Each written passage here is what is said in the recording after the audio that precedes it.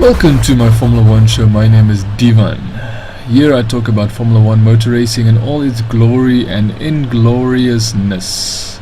You must be asking yourself, why should I listen to this guy? Well, my name is Divan. Nice to meet you. I've worked overseas in several countries. Most of them are countries that host the Formula 1 Grand Prix. That is England, Bahrain, Abu Dhabi, and should I say the UAE. And well, I have had the privilege of working for a hotel, and we actually had Formula 1 drivers stay with us. I actually met some of them. It is Barrichello, Felipe Massa, David Coulthard, Lewis Hamilton. Lewis Hamilton never actually stayed there. He did have a conference meeting with reporters at the hotel, so he was there. And what I would like to say is that since a very young age I had a big dream, a big passion of motor racing and Formula 1, to one day hopefully become a motor racing driver myself. Unfortunately, as you can guess, that didn't come true. However, I'm not deterred. I'm very positive, and I'm just happy that I am able to share my passion with you. And I would really appreciate it if you would give me a chance to show you and hopefully grow together with me on this journey to finding the perfect mix of chatting, discussing, and probing, looking into whatever theories and speculations they could be in Formula 1, as Formula 1 has a big history of theories and speculation and many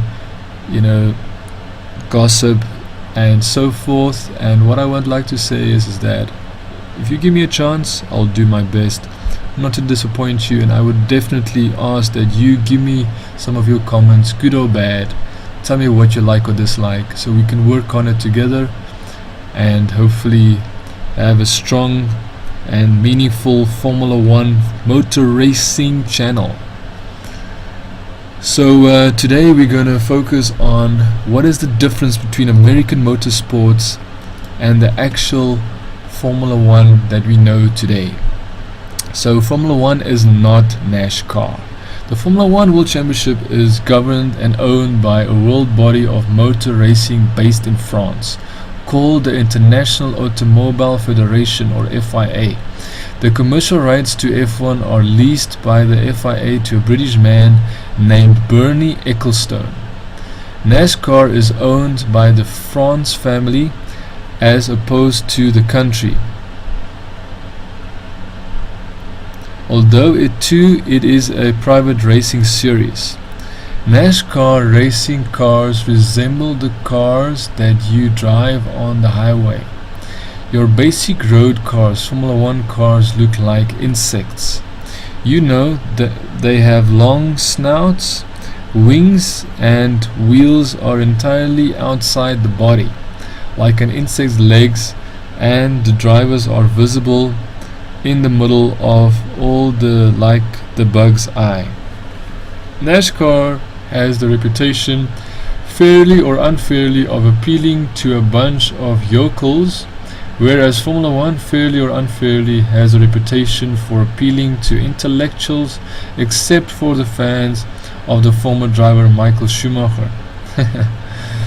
Formula 1 fans are supposed to be motor racing purists who take pleasure in watching cars perform the perfect lap on winding circuits. The NASCAR fans are supposed to be interested in watching cars crash as they go around circles in a tightly knit track and pack. Formula 1 is to NASCAR what basketball is to soccer.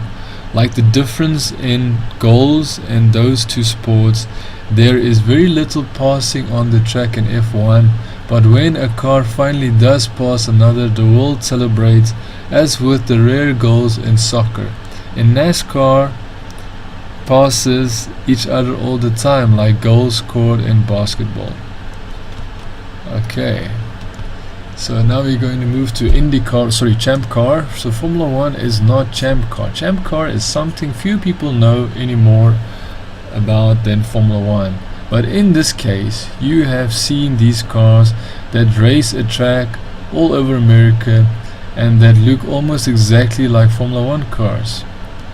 I.e., insects, do not be fooled. Champ cars may look the same, someone with an untrained eye, but they are far more being the same as F1 cars. In Formula 1, every team must build its own car according to instructions it received from the FIA.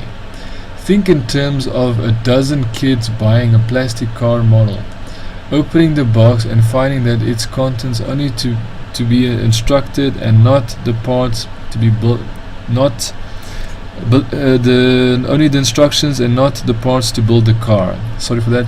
These dozen kids are like the 11 or 12 teams in Formula 1, who all have the instruction but must build the car themselves with their own materials and own staff. The result is that rather than having identical cars, some teams make better cars than others, and the technology rises to a point of perfection. In Champ Car, all the cars are basically the same, and the chassis being bought from a supplier. Okay, I didn't know that, so I'm also learning from this experience. So Formula 1 is not Indycar. So there is actually not much difference between Champ Car and Indycar, except that chances are you have heard of Indycar, since you have seen or heard of the Indianapolis 500 race. The Indy 500 is the major event of the Indycar season, and you might think that the cars look like F1 cars. Again, however, this is only an illusion, as Indy cars again is nowhere near the technical level of a Formula 1 car. Be warned, however, that Indy cars probably got a higher top speed than an F1 car during the Indy 500. So F1 racing is not being the fastest cars in the world infinite terms. They are the fastest cars in the world on their own tracks, though, and they might possibly be with some acceleration faster than Indy cars on an IndyCar oval track. Very interesting. Formula 1 is not Formula 3 or GP2. You must think I'm joking about this. You've never heard of Formula 3 or GP2. These are as foreign to you as F1 itself. It's important, however, to make a note of these series since they are related to F1. In general, these are stepping stone series for drivers who are trying to climb the way up to the highest level of Formula 1. F3 and GP2 are among the many feeder series in Europe where drivers drive cars that look similar to F1 cars and similar to Indy cars and Champ cars, but they are much slower and much less sophisticated. They do teach the drivers how to prepare themselves for the highest level of what is known as single-seat open-wheel racing. However, single-seat open-wheel racing is a formula of racing that all the above series belong to, all except Nascar, which is not single-seat open-wheel racing. In Nascar, the wheels are covered and the driver is covered in not hanging outside the cockpit like an F1 driver. Formula 1 is not endurance racing. Probably just about as many who have heard of the Indianapolis 500 race have also heard of the 24 hours Le Mans race. Although the latter takes place in France, it happens only once per year, and the cars take part have nothing to do with Formula 1 cars. Well, except that many of them are prototypes that are amongst the most technologically advanced cars in the world. Still, they are not as advanced as F1 cars. Moreover, that race, like its name suggests, runs over a 24-hour period. A Formula 1 Grand Prix race, the name given to all Formula 1 races, like the Grand Prix of Monaco or the United States Grand Prix, lasts no more than 2 hours. And often about 1 hour and a half. Formula 1 is not about endurance, it's about sprint racing. That is why the thoroughbred F1 cars break down about as much as thoroughbred racehorses. Also, endurance racing cars like that of the 24-hour Le Mans or the American Le Mans series do not have exposed wheels, although for the moment some of the drivers are exposed to open air. So Formula 1 is worldwide. Unlike most of the other racing series I mentioned in the previous pages, Formula 1 is a worldwide event, not just the racing series of a single country. Not only are the teams based in England, Germany, Italy, France, Japan and Switzerland, and probably a few other places I have overlooked, but the races take place elsewhere. Formula 1 is true World Series, unlike the real World Series of baseball, which is not a World Series. Formula 1 race takes place in North, South America, Asia, Middle East, Europe, England, etc., with 18 races on average in a season. Just about every race takes place in a different country. There are exceptions. For instance, there will be 2 races in Spain next year, the Spanish Grand Prix and the European Grand Prix, but they take place at different tracks. There have frequently been 2 races in Germany and Italy, although not this year, which is they're talking about last year, I believe. So Formula 1 is the pinnacle of motor racing technology. There is no dispute amongst anyone in the world who knows anything about racing, that is especially amongst all the world racing drivers and engineers, that Formula 1 is the absolute pinnacle of motor racing in the era of technology of cars. The teams spend often nearly $500 million per year building the car for 18 races.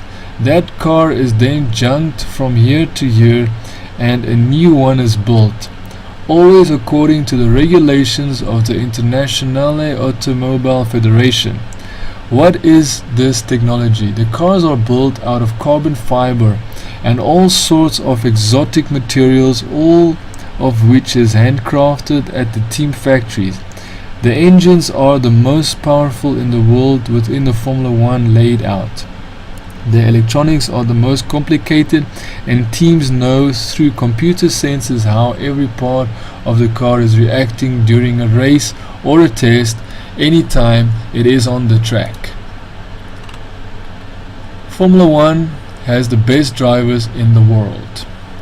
Alright, if there is any part of Formula 1 equation that can be disputed, it is whether or not the 22 or the 24 drivers in Formula 1 are the best racing car drivers in the world. First of all, the biggest objection will come from people who point out that some F1 drivers are obliged to pay a team in order to race with it, rather than the other way around. These paid drivers are often not the best in the world. The best drivers are at teams that pay them fortunes. Michael Schumacher earned more than 30 million from Ferrari, and that does not include the sponsorships, endorsements, etc. that he added after his base salary, earning him as much as $80 million per season. On the other hand, the paid drivers are not bad drivers either. Most drivers in most racing series begin their careers by buying a position on a team. The budget they bring to the team helps pay for the car and the operation of the team. But in Formula 1, the paid drivers are still usually among the best drivers in the world, since A, they have to be to drive an F1 car and compete in the sport, and B, there are so many paid drivers available that often there is a competition between paid drivers for a job at a team. Having excluded the paid driver aspect, the drivers in F1 are generally considered to be among the best in the world. Yes, no doubt about that. F1 is the place where most drivers would like to end up.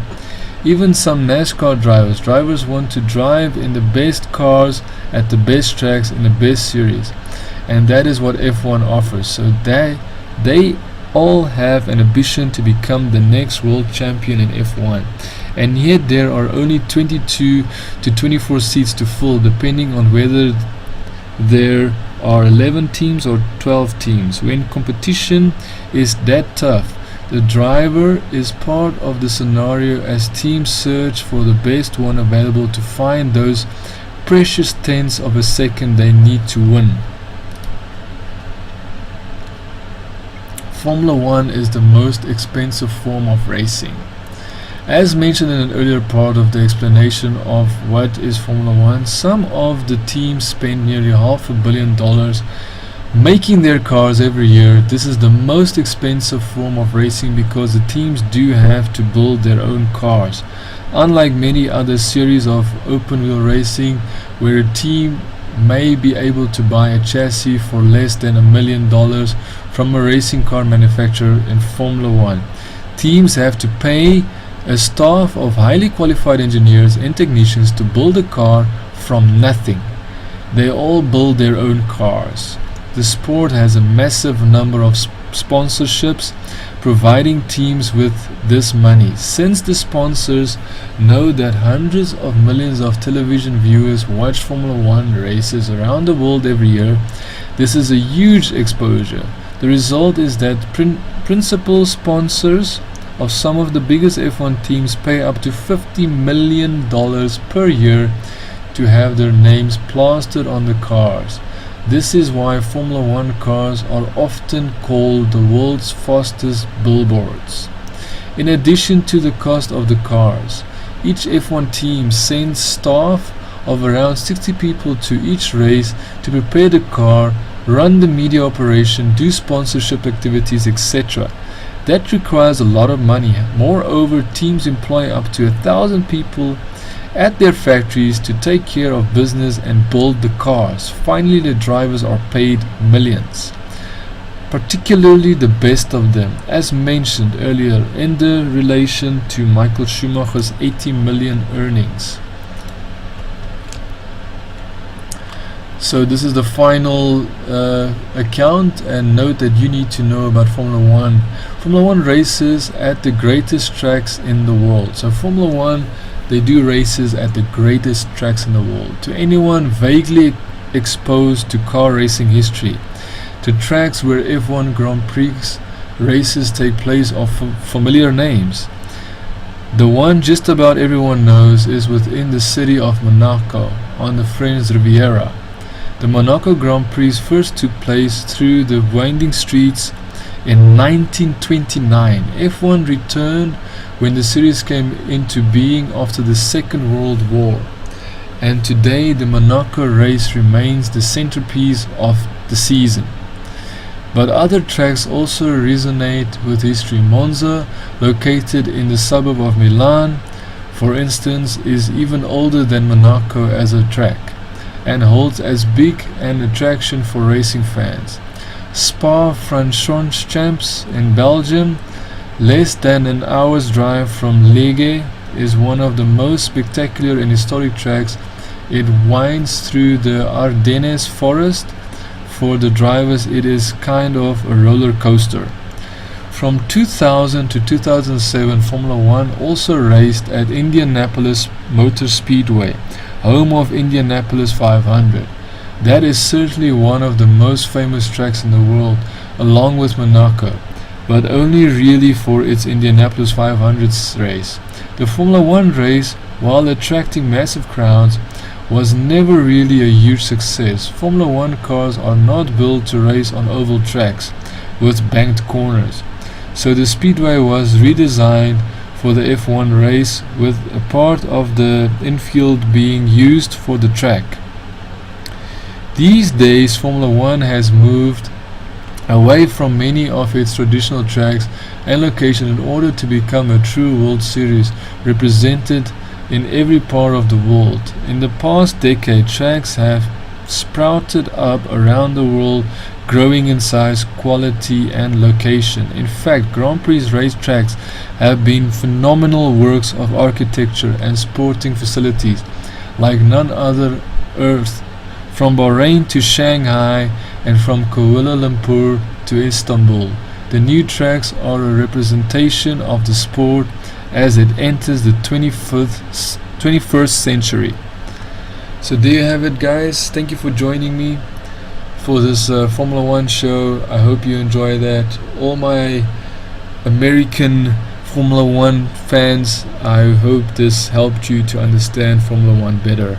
See you in the next episode. Ciao for now.